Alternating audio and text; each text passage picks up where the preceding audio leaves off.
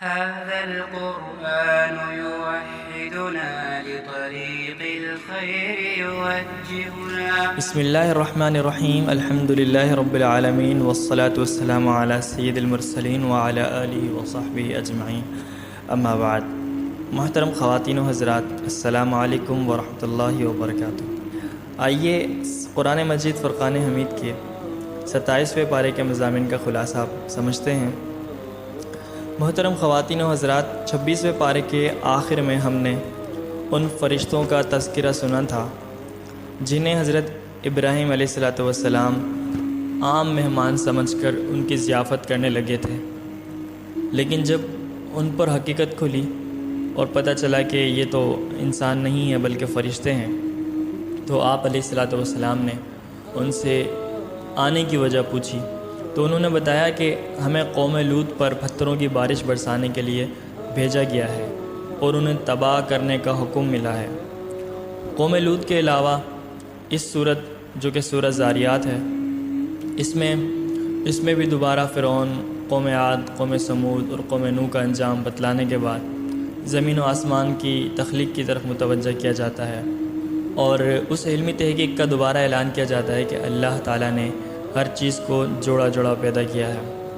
اس صورت کے اختتام پر انسانوں اور جنوں کی تخلیق کا مقصد بتایا جاتا ہے، جو کہ اللہ تعالیٰ کی معرفت اور عبادت ہے۔ انسانوں کی اور جناتوں کی تخلیق کا مقصد یہ ہے کہ انسان اور جنات اللہ تعالیٰ کو پہچانے، اس کی معرفت اپنے دل میں پیدا کرے، اپنے خالق کو تلاشے اور اس کی عبادت کرے۔ یہی اس کی تخلیق کا مقصد ہے۔ اور یہ خبر دی جاتی ہے کہ ساری مخلوق کے رزق کا ذمہ دار صرف اور صرف اللہ ہے۔ کسی انسان کو کوئی دوسرا انسان رزق نہیں دیتا۔ ہمارے ذمے ہمارے اختیار میں نہیں ہے کہ ہم کسی کو رزق دیں، کسی کا رزق بند کریں یا کسی کے رزق میں اضافہ کریں۔ اس کا صرف اور صرف حقدار اور اس کا مالک اللہ تعالیٰ ہے۔ کفار اور مشرکین کو قیامت کے دن پھر عذاب کی وعید سنائی جاتی ہے۔ اس کے بعد سورہ طور کا آغاز ہوتا ہے۔ سورہ طور مکی ہے، اس میں 49 آیات اور 2 رکوع ہیں۔ اس سورت کی ابتدا میں 5 قسمیں رب العالمین کھاتے ہیں اور پھر فرماتے ہیں کہ بے شک تیرے رب کا عذاب واقع ہو کر رہے گا، اسے کوئی بھی نہیں ٹال سکتا۔ یہ مضمون آیت نمبر 8 میں بیان ہوتا ہے۔ ان آیات کی تفسیر کے ضمن میں بعض مفسرین نے دلوں پر قرآن کی شدت تاثیر کے حوالے سے، دلوں پر قرآن کے اثر کرنے کے حوالے سے حضرت جبیر بن مطعم رضی اللہ تعالیٰ عنہ کا واقعہ لکھا ہے کہ وہ زمانہ کفر میں بدر کے قیدیوں کے سلسلے میں بات چیت کرنے کے لیے مدینہ منورہ آئے۔ وہ جب پہنچے تو رسول اللہ صلی اللہ علیہ وسلم کو نماز مغرب میں سورہ طور کی تلاوت فرماتے ہوئے سنا۔ جب آپ نے آیت نمبر 7 پڑھی، جس کا ترجمہ ہے بے شک تیرے رب کا عذاب واقع ہو کر رہے گا، تو حضرت جبیر رضی اللہ عنہ فرماتے ہیں مجھے یوں لگا کہ میرا دل پھٹ جائے گا، چنانچہ میں نے نزول عذاب کے ڈر سے اسلام قبول کر لیا۔ پھر جب آپ نے آیت نمبر 35 اور 36 تلاوت فرمائی، جس میں اللہ تعالیٰ سوال فرماتے ہیں کیا یہ کسی کے پیدا کیے بغیر ہی پیدا ہو گئے، یا انہوں نے خود ہی اپنے آپ کو پیدا کر لیا، یا انہوں نے آسمانوں اور زمینوں کو بھی پیدا کر لیا؟ نہیں، بلکہ یہ تو یقین ہی نہیں رکھتے۔ تو فرماتے ہیں کہ یہ آیت سن کر مجھے خیال ہوا کہ میرا دل اور ہوش و حواس اڑ جائیں گے۔ حضرت عمر رضی اللہ تعالیٰ عنہ کے بارے میں آتا ہے کہ ایک شب مدینہ منورہ کی گلی کوچوں میں طواف کرتے ہوئے ان کا گزر ایک مسلمان کے گھر کے پاس سے ہوا جو نماز میں سورہ طور کی ابتدائی آیات تلاوت کر رہا تھا۔ جب وہ تلاوت کرتے ہوئے اس آیت پر پہنچا ان عذاب ربک لواقع، تو آپ جس گدھے پر سوار تھے اس سے اتر پڑے اور کافی دیر تک ایک دیوار کے ساتھ ٹیک لگا کر بیٹھے رہے۔ پھر اس کے بعد آپ 1 مہینے گھر میں رہے، صرف نمازوں کے لیے نکلتے تھے اور باقی جو ہے انہوں نے اپنے آپ کو 1 مہینہ بند کر لیا گھر میں۔ لوگ آپ کی عیادت کے لیے آتے تھے مگر انہیں آپ کی بیماری کا سبب معلوم نہ تھا۔ تاثیر قرآن کے بے شمار واقعات پیش کیے جا سکتے ہیں مگر تمام واقعات کا جمع کرنا اس خلاصے میں مقصود نہیں۔ اصل مقصد یہ ہے کہ ہم ان واقعات سے سبق حاصل کریں اور ہم بھی قرآن کی تلاوت اور اس کو سننے اور غور و تدبر کرنے سے کام لیں تاکہ ہمارے دل بھی متاثر ہوں، تاکہ اس کی آیات کا، اس کی تلاوت کا ہمارے دل پر بھی اثر ہو اور ہماری زندگیاں بدل جائیں۔ محترم خواتین و حضرات، اس کے بعد یہ صورت متقین کے دائمی مسکن، دائمی ٹھکانے یعنی جنت کا تذکرہ کرتی ہے۔ وہاں انہیں حور و غلمان، لذیذ پھل، گوشت اور لبالب جام جیسی نعمتیں مہیا ہوں گی۔ پھر وہ آپس میں بات چیت کرتے ہوئے کہیں گے، ہم اس سے پہلے اپنے گھر والوں کے درمیان ڈرا کرتے تھے، بس اللہ تعالیٰ نے ہم پر احسان کیا اور ہمیں تیز گرم ہواؤں کے عذاب سے بچا لیا۔ ہم اس سے پہلے اس کی عبادت کیا کرتے تھے، بے شک وہ محسن اور مہربان ہے۔ یہ مضمون آیت نمبر 28 اور 26 میں بیان ہوتا ہے۔ اگلی آیت میں یہ صورت حضور اکرم صلی اللہ علیہ وسلم کی دعوت کے بارے میں مشرکین کے موقف کی وضاحت کرتی ہے کہ وہ آپ کے ساتھ مذاق اڑاتے تھے، استہزاء کرتے تھے اور آپ کو کاہن اور مجنون قرار دیتے تھے۔ اللہ نے نبی کو حکم دیا کہ آپ دعوت و تبلیغ کا سلسلہ جاری رکھیں، یہ آپ کا کچھ بھی نہیں بگاڑ سکتے، ان کی ایسی اوقات نہیں کہ یہ آپ کا کچھ بگاڑ سکیں۔ آپ اپنا کام جاری رکھیں اور ان سے پریشان نہ ہوں۔ سورت کے اختتام پر مشرکین کے باطل خیالات کی پھر تردید کی جاتی ہے، الوہیت اور وحدانیت پر دلائل قائم کیے جاتے ہیں اور ان احمقوں کی مذمت کی جاتی ہے جو ملائکہ کو اللہ کی بیٹیاں قرار دیتے تھے، نعوذ باللہ۔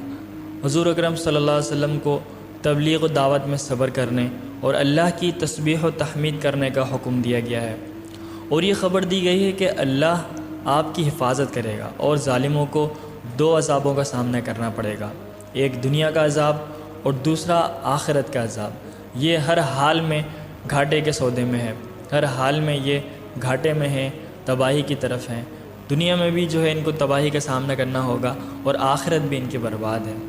ان مضامین کے ساتھ اس صورت کا بھی اختتام ہوتا ہے اور اس کے بعد شروع ہوتی ہے سورۃ النجم، جو کہ مکی صورت ہے۔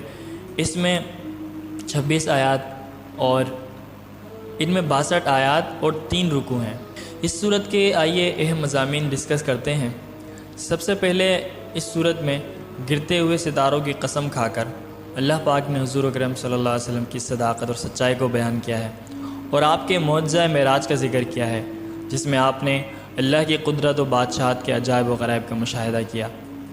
حضرت جبرائیل علیہ السلام کو ان کی اصل صورت میں دیکھا، جنت، دوزخ، بیت معمور اور سدرۃ المنتہا جیسی نشانیوں کی زیارت کی۔ چنانچہ آپ صلی اللہ علیہ وسلم کے مختلف معجزات کا ذکر کرنے کے بعد سورۃ النجم مشرکین کی مذمت کرتی ہے جو لات و عزا اور منات جیسے بتوں کی عبادت کرتے تھے اور فرشتوں کو اللہ تعالی کی بیٹیاں قرار دیتے تھے۔ یہ صورت پھر قیامت کا تذکرہ کرتی ہے جہاں نیک اور برے اعمال کا پورا بدلہ دیا جائے گا۔ متقین کے بارے میں بتاتی ہے کہ وہ بڑے گناہوں سے اور بے حیائی کے کاموں سے بچتے ہیں، اور کفار کے بارے میں بتاتی ہے کہ وہ اسلام سے اعراض کرتے ہیں، اسلام سے منہ پھیرتے ہیں، جس کی سزا ان کو مل کر رہے گی۔ یہ صورت بتاتی ہے کہ ہر شخص انفرادی طور پر اپنے اپنے اعمال کا ذمہ دار ہے، کسی کے گناہوں کا بوجھ کسی دوسرے پر نہیں ڈالا جائے گا، اور انسان جو اپنی تعریف خود کرتا ہے اسے قبول نہیں کیا جائے گا۔ انسان اپنے آپ کو جیسا بھی سمجھتا ہے، اس کا یہ معیار نہیں کہ وہ اپنے آپ کو اچھا سمجھتا ہے تو وہ ضرور اچھا ہی ہے، بلکہ اچھا اور برا ہونے کا معیار اللہ تعالیٰ نے مقرر کر دیا ہے۔ اچھا وہی ہے جو پرہیزگار ہے اور تقوی والا ہے۔ اسی طرح اگر بیٹا مجرم ہے تو اس کی سزا باپ کو نہیں ملے گی، باپ مجرم ہے تو اس کی سزا بیٹے کو نہیں ملے گی۔ یہ بیان کرنے کے بعد یہ سورت کریمہ قدرت و وحدانیت کے بعض دلائل ذکر کرتی ہے، مثلاً یہ کہ اللہ ہی ہنساتا ہے اور اللہ ہی رلاتا ہے، وہی مارتا ہے، وہی زندہ کرتا ہے، اسی نے نر اور مادہ کو پیدا کیا ہے، اسی کے ذمہ دوبارہ پیدا کرنا ہے، کہ وہی مالدار بناتا ہے، وہی سرمایہ بھی دیتا ہے، وہی رزق بھی تقسیم کرتا ہے، اسی نے نافرمان قوموں کو ہلاک کیا۔ یہ مضامین آیت نمبر 43 سے آیت نمبر 55 تک بیان ہوتے ہیں۔ سورت کے اختتام پر قرآن کے بارے میں مشرکین کا جو رویہ تھا اس کا ذکر کرتے ہوئے فرمایا گیا، بس کیا تم اس کلام سے تعجب کرتے ہو، ہنس رہے ہو، روتے نہیں ہو، بلکہ تم کھیل رہے ہو، اب اللہ کے سامنے سجدے کرو اور اسی کی عبادت کرو۔ سورۃ القمر مکی ہے، اس میں 55 آیات اور 3 رکوع ہیں۔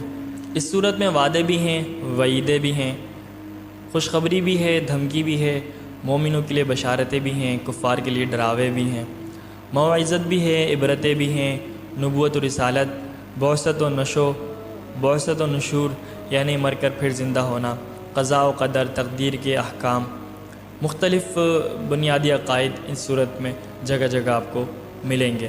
اس صورت کے اہم مضامین کی چند جھلکیاں یوں پیش کی جا سکتی ہیں۔ پہلی آیات میں قرب قیامت اور شق قمر کا ذکر ہے۔ قیامت کے قریب آ جانے کا مطلب یہ ہے کہ نبوت محمدیہ کے بعد کا زمانہ اس زمانے کے مقابلے میں بہت کم ہے جو آپ سے پہلے گزر چکا ہے۔ بخاری و مسلم کی روایت ہے کہ نبی کریم صلی اللہ علیہ وسلم نے انگشت شہادت اور درمیان والی انگلی اٹھاتے ہوئے فرمایا کہ مجھے اور قیامت کو یوں بھیجا گیا ہے۔ ہمارے آقا صلی اللہ علیہ وسلم کو مشہور معجزہ شق قمر کا دیا گیا۔ جب اہل مکہ نے آپ سے معجزے کا مطالبہ کیا تو آپ نے چاند کی طرف اشارہ فرمایا تو اس کے 2 ٹکڑے ہو گئے، لیکن جن کے مقدر میں ہدایت نہ تھی وہ کہاں ماننے والے تھے، اسی لیے فرمایا گیا اگر یہ کوئی بھی معجزہ دیکھ لیں تو منہ پھیر لیں گے اور یہ کہہ دیں گے کہ یہ پہلے سے چلا آتا ہوا جادو ہے، یہ کوئی بڑی چیز نہیں۔ اللہ نے اپنے نبی کو حکم دیا کہ آپ ان سے اعراض کریں، ان سے کنارہ کشی کریں اور اس دن کا انتظار کریں جب یہ قبروں سے اس حال میں کھڑے ہوں گے کہ ان کی آنکھیں جھکی ہوئی ہوں گی، چہروں پر ذلت کی سیاہی چھائی ہوئی ہوگی، پکارنے والے کی طرف دوڑتے ہوئے جائیں گے اور خود کہیں گے کہ یہ تو ہمارے لیے بڑا سخت آزمائش کا دن ہے۔ اس کے بعد یہ صورت کفار مکہ کو ڈراتی ہے کہ کہیں تم پر بھی ویسا ہی عذاب نہ آ جائے جیسا عذاب تم سے پہلی اقوام پر آیا تھا، کیونکہ تم بھی انہی جرائم کا ارتکاب کر رہے ہو، وہی کچھ کرتے ہو جو پہلی قومیں کرتی آ رہی ہیں۔ یہاں جن تباہ شدہ اقوام کا اللہ پاک نے ذکر فرمایا ہے ان کی تباہی کا قصہ بیان کرنے کے بعد عام طور پر یہ سوال بار بار کیا جاتا ہے اور اس سوال کے متصل بعد یہ اطلاع دی بے شک ہم نے قرآن کو سمجھنے کے لیے آسان کر دیا ہے، بس کیا کوئی ہے جو نصیحت حاصل کرے۔ قرآن کے آسان ہونے کا یہ مطلب ہے کہ اسے پڑھنا، حفظ کرنا، اسے نصیحت حاصل کرنا اور اس پر عمل کرنا بہت آسان ہے۔ اس کے آسان ہونے کا ہی نتیجہ ہے کہ ایسے دیہاتی بھی قرآن کریم کی تلاوت بسہولت کر لیتے ہیں جو اپنی مادری زبان میں چھوٹا سا عربی کتابچہ بھی نہیں پڑھ سکتے۔ چھوٹے چھوٹے معصوم بچے اپنے سینوں میں ساری نزاکتوں اور قواعد کو ملحوظ رکھتے ہوئے اس قرآن کو محفوظ کر لیتے ہیں۔ جب صاف دل والے اسے پڑھتے ہیں اور سنتے ہیں تو ان کی آنکھوں سے آنسو نکل پڑتے ہیں اور دلوں میں عمل کا جذبہ بھی بیدار ہو جاتا ہے۔ اس کے آسان ہونے کا یہ مطلب ہرگز نہیں کہ ہر کس و ناکس اس کا مطالعہ کرنے کے بعد اس کی آیت سے مسائل نکالنے لگے اور اس کی آیتوں کو سمجھنے لگے، بغیر کسی استاد کے، بغیر کسی عالم سے سمجھے خود ہی اس سے معنی نکالنے لگے۔ اس کا یہ مطلب نہیں کہ قرآن آسان ہے تو کوئی بھی اس سے جیسا مرضی معنی نکال لے۔ سورت کے اختتام پر اللہ تعالیٰ فرماتے ہیں ہم نے ہر چیز کو ایک خاص انداز کے ساتھ پیدا کیا۔ اس کائنات میں جو کچھ بھی ہے، خواہ وہ اچھا ہو یا برا ہو، سب اللہ تعالیٰ کی مخلوق ہیں، چاہے خیر ہو چاہے شر ہو، چاہے جن ہو چاہے شیطان ہو چاہے انسان ہو، چاہے حیوان ہو چاہے جمادات ہو، نباتات ہو، پیڑ پودے ہوں، سورج چاند ہو، سب کے سب اللہ کی مخلوق ہیں۔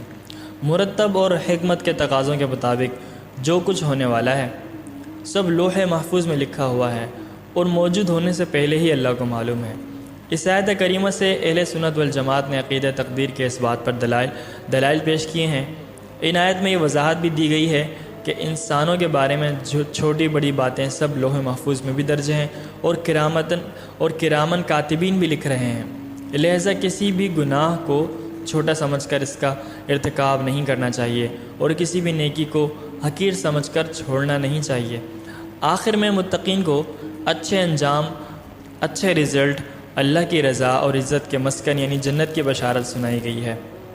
محترم سامعین، اس کے بعد سورہ رحمان کا آغاز ہوتا ہے جو کہ مدنی سورت ہے۔ اس میں 78 آیات اور 3 رکوع ہیں۔ اس کا دوسرا نام عروس القرآن ہے یعنی قرآن کی دلہن۔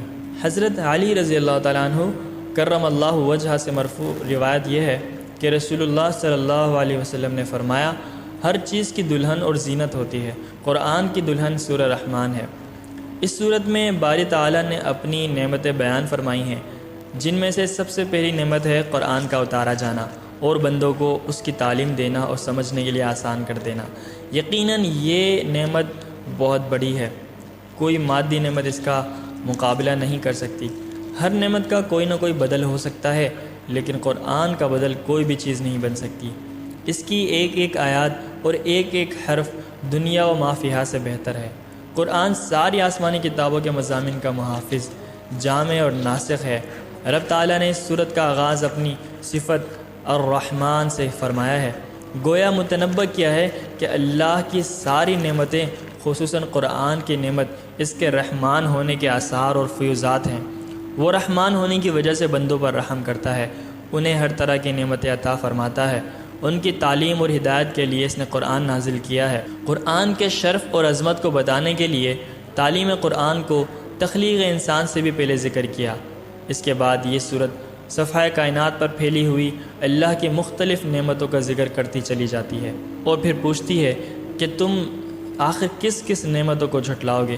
اللہ تعالیٰ کی نعمتیں قدم قدم، لمحہ لمحہ، لحظہ لحظہ بکھری ہوئی ہیں۔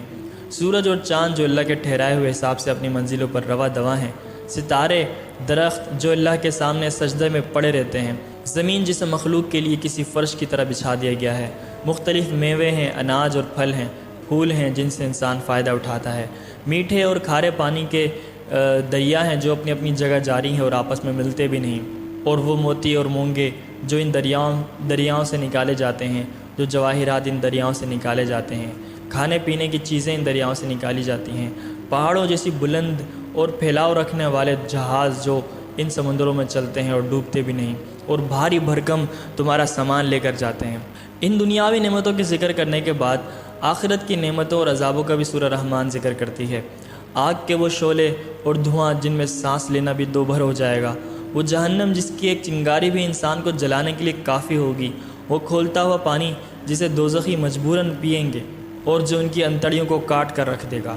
دوسری طرف اللہ سے ڈرنے والوں کے لیے گنجان ٹہنیوں اور شاخوں والے، سرسبز باغات، میووں اور چشموں والے، ہر قسم کے میووں کی دو دو قسمیں اور بچھے ہوئے قالین ہوں گے۔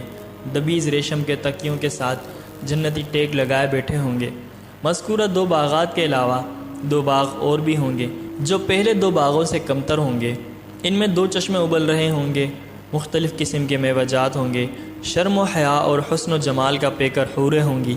دنیا اور آخرت کی یہ ساری نعمتیں ذکر کرنے کے بعد اللہ تعالیٰ نے اس صورت میں 31 بار سوال کیا ہے، فَبِأَيِّ آلَاءِ رَبِّكُمَا تُكَذِّبَانِ، پھر تم اپنے رب کی کون کون سی نعمتوں کو جھٹلاؤ گے؟ اگر 2، 4 یا 10، 20 نعمتیں ہوں تو ان کو جھٹلا سکتے ہو، مگر جہاں یہ حال ہو کہ نعمتیں بے حد و بے حساب ہیں، گنتی سے بھی باہر ہیں، تو انہیں جھٹلانا ممکنات میں سے نہیں ہے، ناممکنات میں سے ہے۔ اگر اس صورت کا تجزیہ کیا جائے تو معلوم ہوتا ہے کہ رب تعالیٰ نے ابتدا میں اپنی تخلیق کے عجائب اور مظاہر ذکر کیے ہیں، اور اس کے ضمن میں یہ آیات فَبِأَيِّ آلَاءِ رَبِّكُمَا تُكَذِّبَانِ، پھر تم اپنے رب کی کون کون سی نعمتوں کو جھٹلاؤ گے، 8 بار آئی ہیں۔ پھر اس کے بعد جہنم اور اس کے عذابوں کا ذکر کرتے ہوئے 7 بار یہ آیت ذکر کی ہے۔ قرآن پر نظر رکھنے والے جانتے ہیں کہ جہنم کے دروازے بھی 7 ہیں۔ پھر جنت کے باغات اور اہل جنت کا تذکرہ کرتے ہوئے 8 بار یہ آیت آئی ہے۔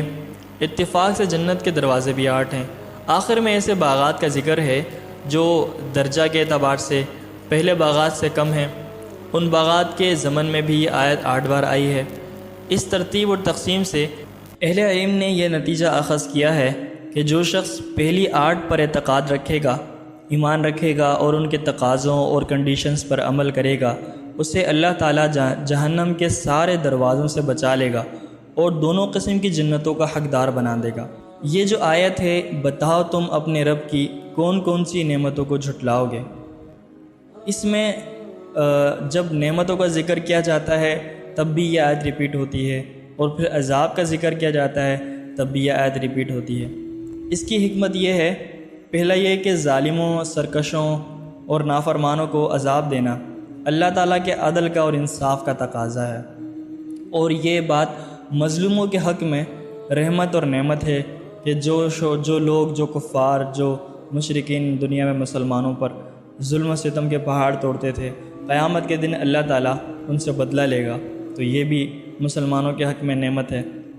اور کفار کے حق میں یہ نعمت اس طرح ہے، کفر و شرک کرنے والے، فسق و فجور کرنے والوں اور برے کام، برے اعمال انجام دینے والوں کے حق میں یہ آیات نعمت اس طرح ہیں کہ اللہ تعالیٰ عذاب کے واقع ہونے سے پہلے، قیامت کے واقع ہونے سے پہلے ہی خبر دے رہا ہے عذاب کی، اور ان کو وارننگ دے رہا ہے، ان کے اعمال سے ان کو ڈرا رہا ہے، تو یہ بھی ایک بہت بڑا احسان اور نعمت ہے۔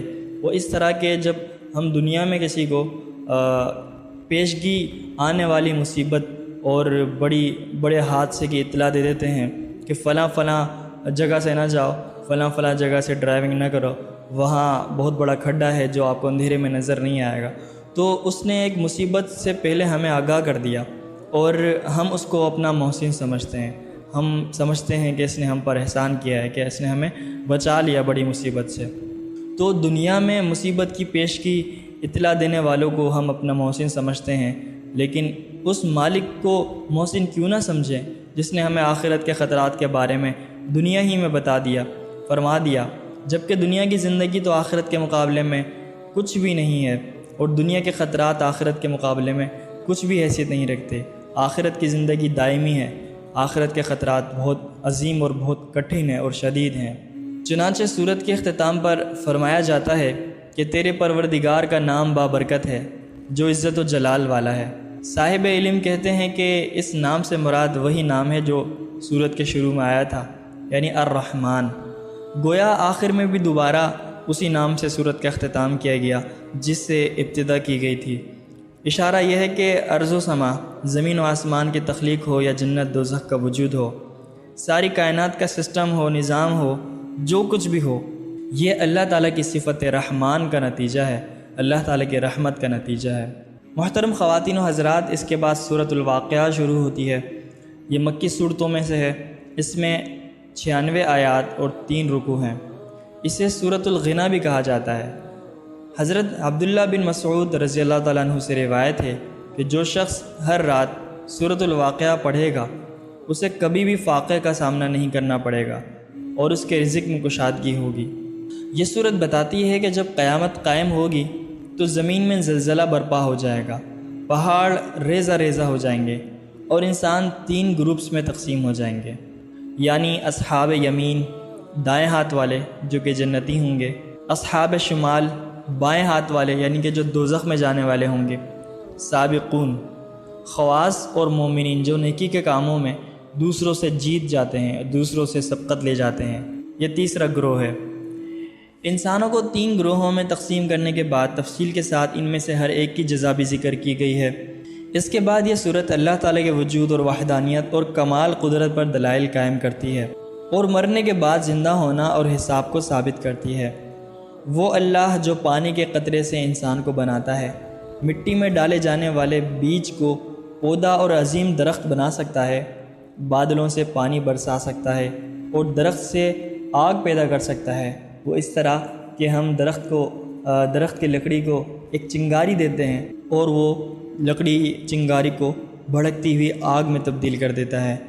وہ اللہ مردہ انسان کو بھی دوبارہ زندہ کر سکتا ہے۔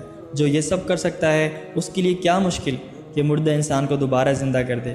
اپنی قدرت کے بیان کے بعد باری تعالیٰ نے اپنے کلام کی عظمت بیان کی ہے۔ عظمت قرآن کے بیان کے لیے اللہ تعالیٰ نے ستاروں کے گرنے کی قسم کھائی ہے۔ اس قسم کے بارے میں اللہ تعالیٰ خود فرماتے ہیں، اگر تمہیں علم ہو تو یہ بہت بڑی قسم ہے۔ یہ قسم کھا کر فرمایا، بے شک یہ قرآن بہت بڑی عزت والا ہے، جو ایک محفوظ کتاب میں درج ہے، جسے صرف پاک لوگ ہی چھو سکتے ہیں۔ یہ رب العالمین کی طرف سے اترا ہوا کلام ہے۔ اللہ تعالیٰ نے ستاروں کی قسم کو عظیم قرار دیا۔ آج سائنسدان کروڑوں ستاروں پر مشتمل دنیا کے بارے میں جن تحقیقات، ریسرچ اور عجائبات کا اظہار کر رہی ہے، ان سے پتہ چلتا ہے کہ واقعی یہ بہت بڑی قسم تھی۔ سائنسدان بتاتے ہیں کہ کائنات 500 ملین کہکشاؤں پر مشتمل ہے۔ 500 ملین کہکشائیں، گلیکسیز، اور ہر کہکشاں میں 1,00,000 ملین یا اس سے بھی زیادہ ستارے پائے جاتے ہیں۔ سب سے پہلے دیکھیے، یاد رکھیے کہ 500 ملین کہکشائیں سائنسدانوں کے اندازے کے مطابق اس کائنات میں موجود ہے۔ 500 ملین کہکشائیں تو ہیں، لیکن ایک جو کہکشاں ہے وہ خود کتنی بڑی ہے۔ ایک کہکشاں اتنی بڑی ہے کہ اس میں 1,00,000 ملین یا اس سے کم و بیش ستارے پائے جاتے ہیں، اور ایک ستارے کا جو سائز ہے وہ ہماری زمین سے بھی بڑا ہے، اور یہ ساری کہکشائیں مسلسل گردش کر رہی ہیں۔ چاند مسلسل گھوم رہا ہے، زمین اپنے محور پر 1000 میل فی گھنٹہ کی رفتار سے گھوم رہی ہے، سورج 6 لاکھ میل فی گھنٹہ کی رفتار سے گردش کر رہا ہے۔ پھر ستاروں میں سے کسی کی جو رفتار ہے گردش کی وہ 8 میل فی سیکنڈ ہے، کسی کی 33 میل فی سیکنڈ ہے، کسی کی 84 میل فی سیکنڈ ہے۔ اگر یہ سارے آپس میں ٹکرا جائیں تو تمام نظام عالم درہم برہم ہو جائے، ایک بہت بڑا دھماکہ ہو جائے، سارا نظام برباد ہو جائے۔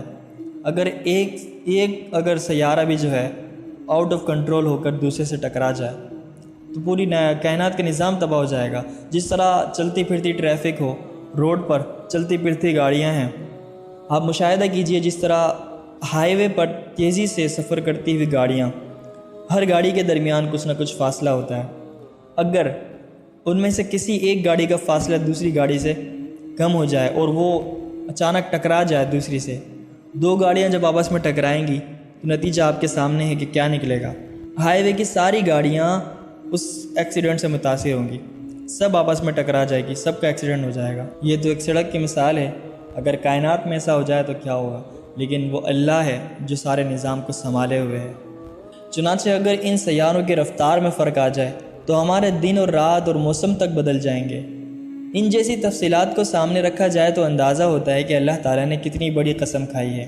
ستاروں اور قرآن کے درمیان مناسبت یہ ہے کہ جیسے ستاروں کے ذریعے زمینوں اور دریاؤں میں اندھیروں میں رہنمائی حاصل کی جاتی ہے، یوں ہی قرآنی آیات سے جہالت اور ضلالت کی ظلمات میں سامان ہدایت حاصل کیا جاتا ہے۔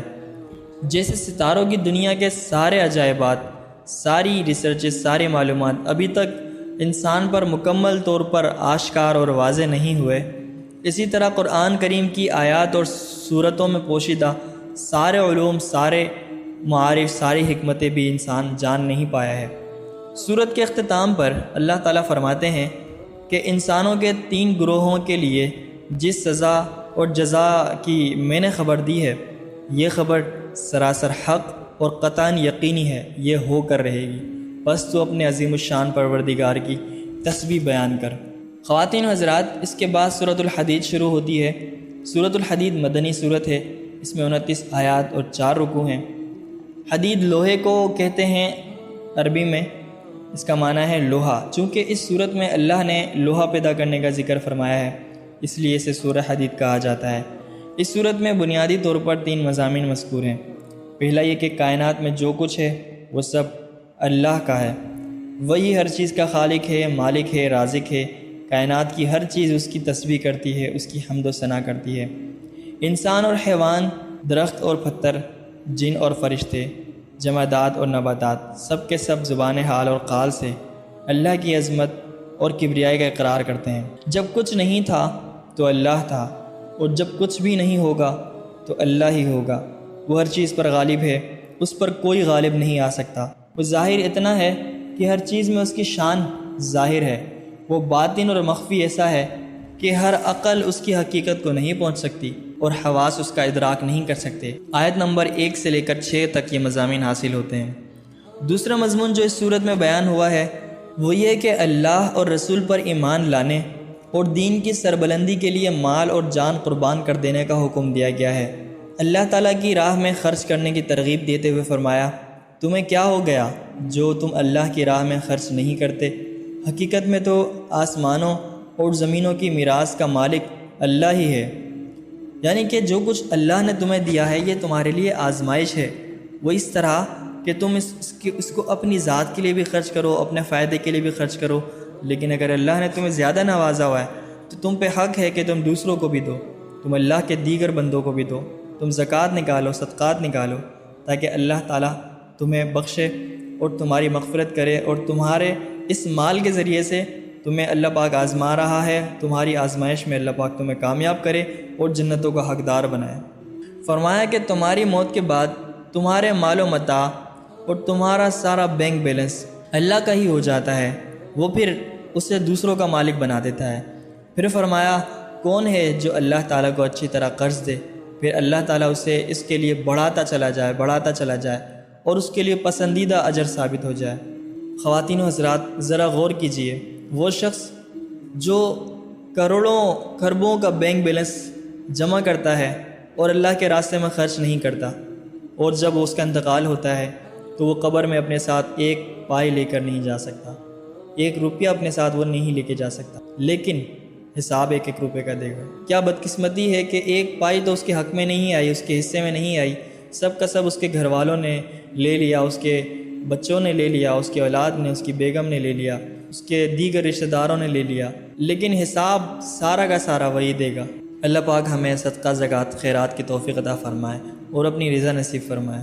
اللہ تعالیٰ کے راستے میں خرچ کرنے کی ترغیب کے ساتھ ساتھ مخلص اہل ایمان اور منافقوں کا حال بیان کیا جاتا ہے، جو کہ آیت نمبر 15 سے 16 میں ہے۔ پھر ایمان والوں کو جھنجھوڑنے والے انداز میں خبردار کیا ہے کہ وہ منافقوں اور یہود و نصارہ کی طرح دنیا کی زندگی اور اس کی ظاہری کشش میں دھوکہ نہ کھائیں۔ ارشاد ہوتا ہے، کیا اب تک ایمان والوں کے لیے وقت نہیں آیا کہ ان کے دل ذکر الہی سے اور جو حق اتر چکا ہے اس سے نرم ہو جائیں؟ کیا اب تک جو قرآن تم نے سنا اور سمجھا ہے اس سے تمہارے دل نرم نہیں ہوئے؟ خیال رکھو ان کی طرح نہ ہو جانا جنہیں پہلے کتاب دی گئی تھی، پھر جب ان پر ایک زمانہ گزر گیا تو ان کے دل سخت ہو گئے اور ان میں سے بہت سے فاسق اور فاجر بن گئے۔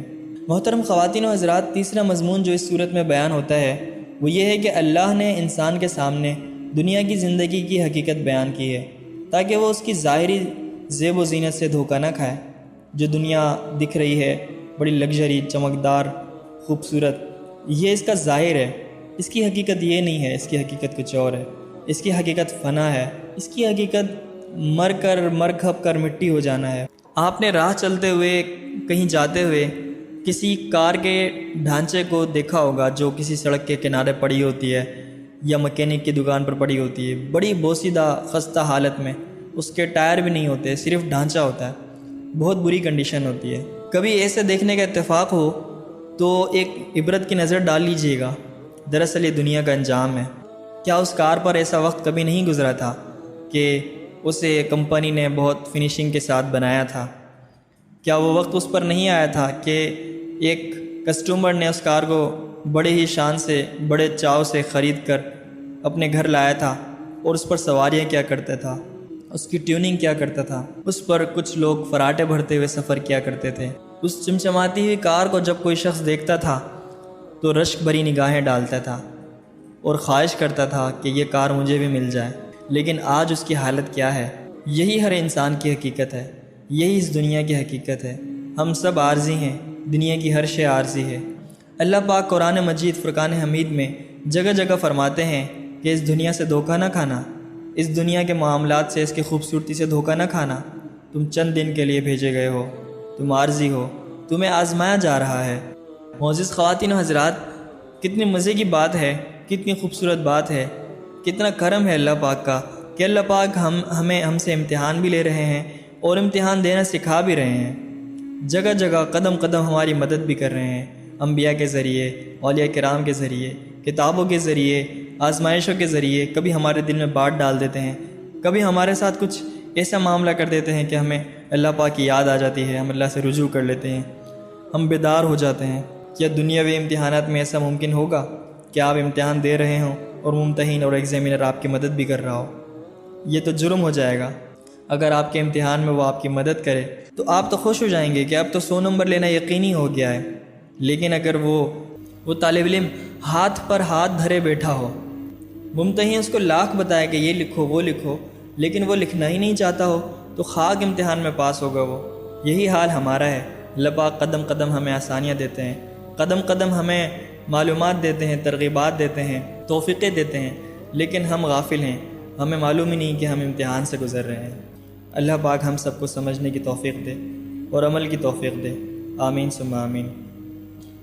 چنانچہ اس صورت میں سمجھایا گیا کہ دیکھو یہ دنیا سراسر سراب ہے، دھوکہ ہے، لہو و لعب ہے، کھیل کود کی جگہ ہے۔ کم عقل لوگ مال اور اولاد کی کثرت پر یہاں پر فخر کرتے ہیں، حسب اور نسب پر فخر کرتے ہیں، اکڑتے ہیں اپنی پوری زندگی اور ساری کی ساری صلاحیتیں اس دنیا کا سامان جمع کرنے میں لگا دیتے ہیں جو وہ قبر میں بھی ساتھ نہیں لے جا سکتے، سب چھوڑ کر چلے جاتے ہیں۔ اس دنیا کی مثال اس کھیتی سی ہے جس کی سرسبزی اور تر و تازگی دیکھ کر کاشتکار خوش ہوتا ہے، دیکھنے والے رشک کرتے ہیں، پھر ایک وقت آتا ہے کہ کوڑا کرکٹ بن کر سب کچھ ہوا میں اڑ جاتا ہے۔ یہی دنیا کی زندگی کا حال ہے، یہ فانی ہے اور یہاں کی ہر چیز زوال پذیر ہے، لیکن آخرت کی زندگی دائمی ہے اور وہاں کی نعمتیں ہمیشہ باقی رہنے والی ہیں۔ اس لیے مسلمانوں کو حکم دیا جا رہا ہے کہ اللہ کی مغفرت اور جنت کے حصول کے لیے دوڑو، ایک دوسرے سے آگے بڑھنے کی کوشش کرو۔ اللہ پاک نواز رہے ہیں، اللہ پاک مغفرت کر رہے ہیں، لوٹ سیل لگی ہوئی ہے، اللہ کی طرف دوڑو اور اپنے آپ کو کامیاب بنا لو۔ سورت کے اختتام پر اللہ سے ڈرنے والوں اور رسول کریم صلی اللہ علیہ وسلم پر ایمان لانے والوں کے لیے دوہرے اجر اور نور عطا کرنے کا وعدہ کیا جاتا ہے، جس کی روشنی میں وہ چلیں گے، اور اسی مضمون کے ساتھ اس آیت کا، اس سورت کا اختتام ہوتا ہے۔ اللہ پاک ہم سب کو وہ دو نور عطا فرمائے، آمین ثم آمین۔